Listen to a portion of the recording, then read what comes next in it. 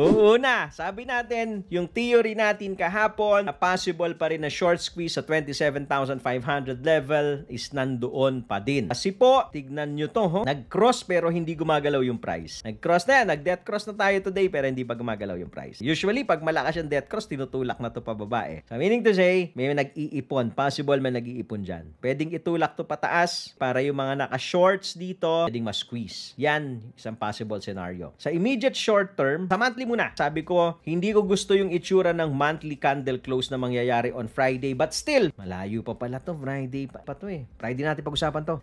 Pero possible pa rin ha, kung ganyan yung itsura nito, console with downward bias tayo. So, but balikan natin sa Friday yan, pagka nag-close na yung monthly candle. Immediate short term, the 4-hour time frame, ang obvious po dito, ang medyo mahaba-haba na tong consolidation natin, na nagsimula po noong August 18 pa. So, 10-day consolidation, this is between 25.7 level to 26.8 level pa rin. For 10 days, nandyan lang po nagdi-dribble-dribble yung price ni Bitcoin. Majority of the time, it is trading lower portion of the box. Okay, makikita nyo yan. Below 26.2 level. Ibig sabihin, every time na tumatama siya sa 26.2, tinutulak siya pababa. Nakaka-encounter ng mga bears. Papunta sa 25.8 level. Doon po, 25.8, 25.7 level. Tinutulak po siya doon, mga titos and titas. So, itong area po na yan, for 10 days, may opportunity dyan to lagare Bitcoin and other altcoins dahil nagko-conso lang siya. What will merit na makatawid tayo sa gitna nitong box? Pumunta tayo doon sa upper part ng box. Isa po is kung matatawid natin tong zero line sa MACD. Okay, zero line sa MACD, pag natawid natin yan, there's a possibility that we will revisit 26.8